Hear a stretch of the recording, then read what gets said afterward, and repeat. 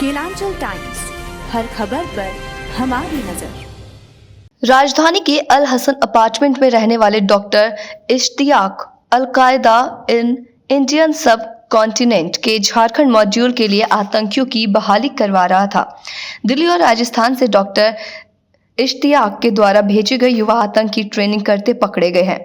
अब्दुल रहमान कटकी की गिरफ्तारी के बाद डॉक्टर इश्तियाक ने अल-कायदा में बहाली के सिस्टम को दोबारा एक्टिव किया था। अल-कायदा इन इंडियन सब कॉन्टिनेंट के झारखंड मॉड्यूल का गठन अब्दुल रहमान कटकी ने किया था।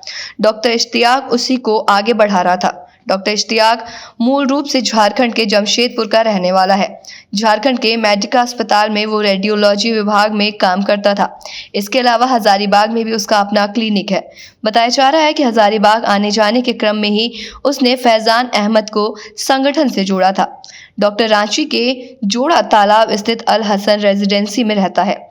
इश्तियाक ने रांची के रीम्स से MBBS किया है। आपको बता दें कि ये कहां ATS ने दबिश दी।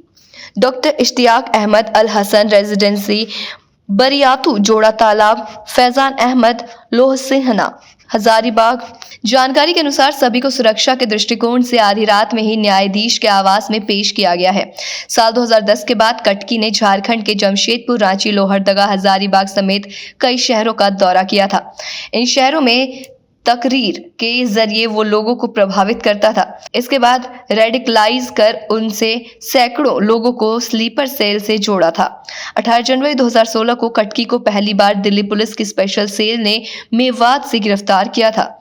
कटकी की गिरफ्तारी के बाद खुलासा हुआ था कि झारखंड के कई बच्चों को वो कटक भी ले गया था, जहां धार्मिक पाठ के बहाने जिहाद के लिए उकसाया जाता था। अब्दुल रहमान कटकी ने AQIS की 17 सदस्य को टीम बनाई थी। उसमें जमशेदपुर के सामी और कलीम भी शामिल थे।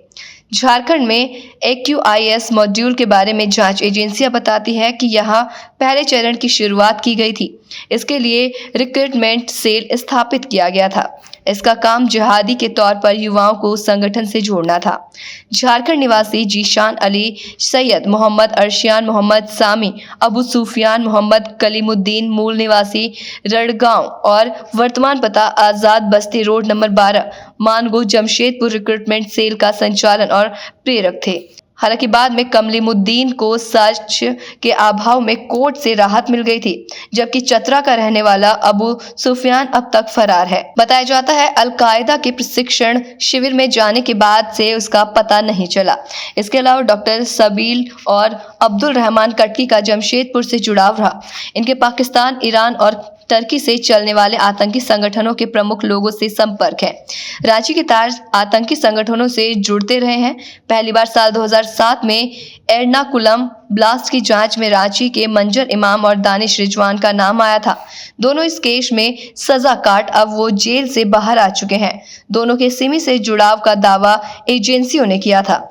सिमी पर प्रतिबंध के बाद इंडियन मुजाहिदीन का गठन भटकल बंधुओं ने किया था। तब उनके स्लीपर सेल यहां सक्रिय रहे।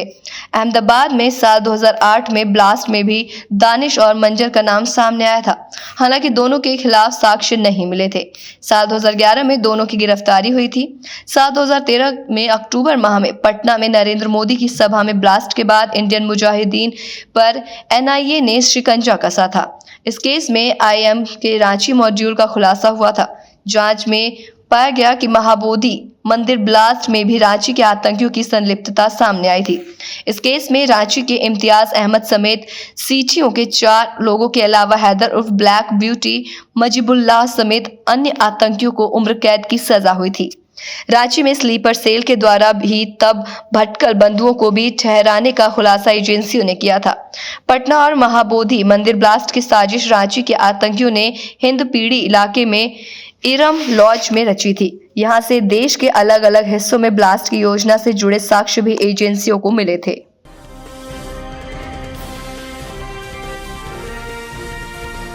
केलांचल टाइम्स, हर खबर पर हमारी नजर।